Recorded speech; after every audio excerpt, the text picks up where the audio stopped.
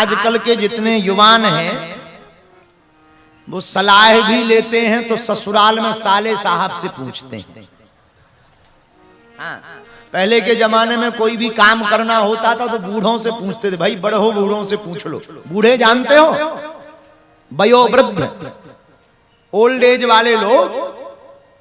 अब आजकल बुढ़ापे वाले लोगों की या तो खटिया खेत में या किसी वृद्धाश्रम में। बोलो सीताराम। अब आजकल बूढ़ों से नहीं पूछा जाता है, आजकल बूढ़ों को चुप कराया जाता है। तुम चुप रहो, तुम्हें नहीं है ज्ञान आज के जमाने में। हाँ, बुरा ना मानिए, जो ना माने बड़ों की सीख, ले खोपड़ी मांगे भीख। इसलिए जितने युवान बैठे हैं बागेश्वर धाम के प्रिय साधक, हम हाथ जोड़कर कहेंगे अपने से बड़ों का सम्मान करो। बड़ों के पास में अनुभव की जो तिजोरी होती है वो तुम्हें पाने के लिए 40 साल और लगेंगे। बोलो सीताराम। जोर से बोलो, और जोर से बोलो। इसलिए सलाह तो हमेशा श्रेष्ठ की लेनी चाहिए, ज्येष्ठ की लेनी चाहिए। हनुमान जी ने जामवंत जी से सलाह ली, तब हनुमान जी से कहा जामवंत जी ने, इतना करहूं तात तुम जाई, इतना करहूं तात तुम जाई, इतना करहूं तात तुम जाई, इतना करहूं तात तुम जाई। ए हनुमान जी इतना जाकर के करो, जानकी जी की खबर लेकर के आ जाओ। हनुमान जी कुमारों को कथा सुनाते हुए कहते हैं, कुमारों इस प्रकार से हमारे अंदर अतुलनीय बल है, लेकिन हमको स्मरण नहीं रहता। जब कोई स्मरण करवाता है तब ध्यान आता है। इसलिए मेरे नेपाल के साधको हनुमान चालीसा के पाठ पर हम जोर देते हैं, क्योंकि हनुमान चालीसा में हनुमान जी का बल याद करवाया जाता है कि आप वही हनुमान हो जो लंका गए थे, आप वही हनुमान हो जो संतों के रक्षक हैं, आप वही हनुमान हो जिनका नाम लेने से भूत पिशाच निकट नहीं आते हैं। हनुमान चालीसा के पाठ से हनुमान जी को बल याद करवाया जाता है। बोलो सीताराम। जोर से बोलो। इसलिए हनुमान चालीसा बड़ा महत्वपूर्ण है। प्रत्येक हिंदू को प्रतिदिन 100 पाठ तो करने ही चाहिए। 100 ना कर पाए तो 7 करो, 7 नहीं कर पाते हो तो 1 करो, 1 नहीं कर पाते हो तो कम से कम दोहा ही कर लो। ज्यादा बिजी हो, दोहे 3 हैं। श्री गुरु चरण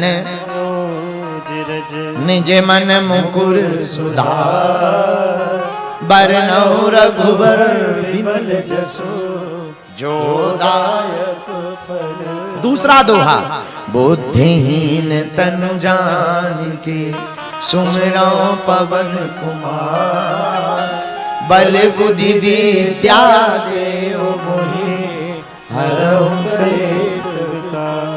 पवन तनय संकट हरन, मंगल मूर्ति रूप, राम लखन सीता सहित हृदय बसो सुरभूप। इतना ही कर लो। इतने में भी बिजी हो, बहुत ज्यादा बिजी हो, कोई बात नहीं, एक चौपाई पढ़ लो। जय जय जय हनुमान गोसाई, जय जय जय हनुमान गोसाई, कृपा करहूं गुरुदेव की नाई, कृपा करहूं गुरुदेव की नाई। अब इतना ना कर पाओ तो ठटरी बरा। हम अब इतना ही नहीं कर पा रहे तो इससे अच्छा तो ठीक ही है। फिर तो मैं हर काम के लिए काम है, भगवान के लिए हर काम के लिए समय है, भगवान के लिए कोई समय नहीं है। इसी प्रकार जब हम पे तुम पे मुसीबत आएगी भगवान भी कह देगा आई एम बिजी। फिर क्या करोगे? फिर क्या करोगे? बहुत से लोग हमें मिलते हैं, भाई नेपाल में हम आए हैं, तुम कथा सुनने क्यों नहीं आए? गुरुजी काम था। काम। अरे काम तो जब तक जिंदगी रहेगी तब तक तुम्हें काम रहेगा, जब तक रहेगी जिंदगी फुर्सत ना मिलेगी काम से। कुछ वक्त ऐसा निकालो, प्रेम करो प्रभु राम से। तो काम तो रहना ही रहना है, जब तक जियोगे तब तक काम रहता। जैसे कई माता जी हरें आती हैं हमारे पास में, हम उनको पूछते हैं तुम्हारे पति का हस्बैंड कहाँ गए? गुरुजी काम से गए।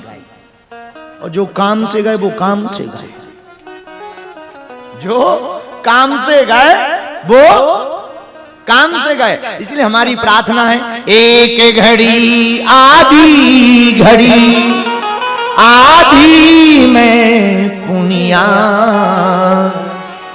तुलसी चर्चा राम की हरई को अपराध। एक घड़ी नहीं तो आधी घड़ी, आधी नहीं तो कुछ क्षण भगवान की कथा सुनो, सत्संग के लिए समय निकालो। श्वासों का कोई भरोसा नहीं है, क्षण भंगुर जीवन की कलिका कल प्राप्त को जाने खिली न खिली। मलयाचल की सुच शीतल मंद सुगंध समीर मिली न मिली। कलिकाल कुठार लिए फिरता तन नम्र से चोट झिली न झिली। कहले हरि नाम अरि रसना, फिर अंत समय में हिली न हिली। अंत समय का कोई ठिकाना नहीं है। इसलिए इस चक्कर में मत पड़ो कि काम है, काम तो लगा रहेगा। प्रभु श्री राम है, जिसके पास उसके बन जाते हर काम। बोलो सीताराम, जोर से बोलो और जोर से बोलो। इसलिए कुछ क्षण भगवान के लिए निकालना ही चाहिए। लेकिन हनुमान चालीसा में एक सावधानी रखनी है, जो यह पढ़े हनुमान चालीसा हो ही सीधी साखी गौरी। भगवान कलिकुल शेखर पावन अवतार श्री तुलसीदास जी कहते हैं क्या, जो यह पढ़े, जो यह पढ़े हनुमान चालीसा। उन्होंने ये नहीं कहा कि जो यह रटे, क्या कहा, जो यह पढ़े। अब पढ़ने का मतलब क्या, पुस्तक लीजिए, लाल आसन पर बैठिए, सामने राम दरबार रखिए, दीपक हो तो बढ़िया हो, दीपक जला सको तो ठीक है। लेकिन अगर मन का दीपक जल गया हो तो बाहर का दीपक जलाने की जरूरत नहीं है। हाँ, मन का दीपक जल गया हो, ज्ञान का, बुद्धि का, विवेक का, बुद्धत्व का, ये दीपक जल गया तो बाहर का दीपक हो या ना हो चलेगा। तो ज्ञान, भक्ति, भक्ति कैसी हो। एक संत कहते थे, सतम विहाय भोक्तव्यम सहस्त्रम स्नानमाचरे लक्षम विहाय दातव्यम कोटित कृत्वा हरि भजे। इसका अर्थ 100 काम छोड़ करके भोजन करना चाहिए।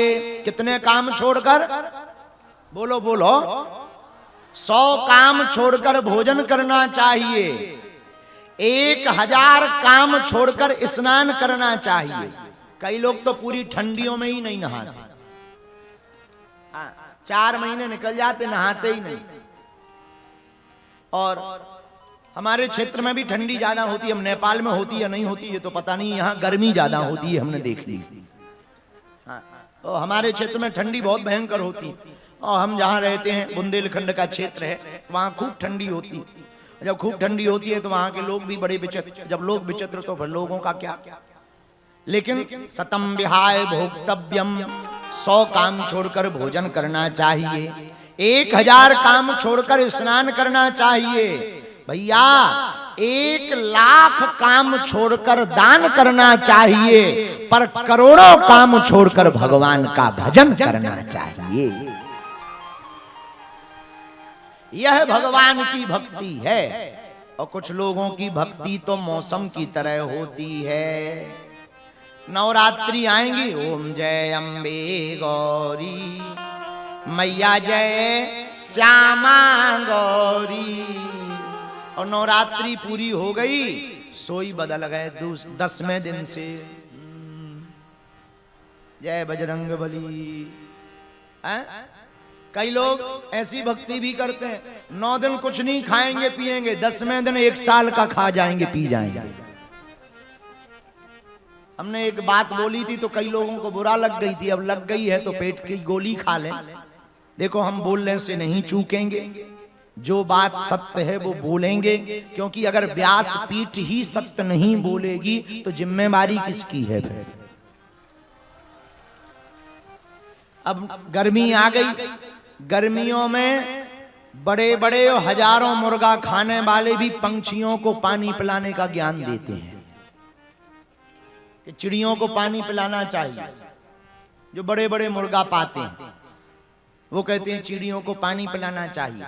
हम आपको निवेदन करना चाह रहे हैं हाथ जोड़ करके, भगवान की भक्ति माला लेना नहीं है, भगवान की भक्ति तिलक लगाना नहीं है, भगवान की भक्ति वस्त्र बदलना नहीं है। भगवान की भक्ति तो आजपा जप है, श्वास जैसे चलती है वैसे ही भगवान का नाम जप चलता रहे। बोलो सीताराम। तो पहला उपाय है ज्ञान, परमात्मा को पाने का, लेकिन ज्ञान से ज्ञानाभिमान आ सकता है, इसलिए ज्ञान में सावधान रहें। दूसरा उपाय है भक्ति और तीसरा उपाय है वैराग्य। क्या उपाय है? वैराग्य। ये वैराग्य क्या है? चरण पादुका छोड़ देने वाला क्या बैरागी हो जाता है? कपड़े छोड़ देने वाला क्या बैरागी हो जाता? कई लोग कच्छा तो त्याग देते हैं, इच्छा नहीं त्यागते, उन्हें बैरागी नहीं कहा जाएगा। कच्छा त्याग करके इच्छा पकड़ने वाले बैरागी नहीं है। बैरागी का मतलब है जिस व्यक्ति ने बुरे कर्मों से वैराग्य धारण कर लिया, बुरे लोगों का साथ छोड़ दिया और सनातन धर्म का विरोध करने वालों को मुंह तोड़ जवाब देना प्रारंभ कर दिया, वही सच्चा और अच्छा बैरागी है। बोलो सीताराम। जोर से बोलो।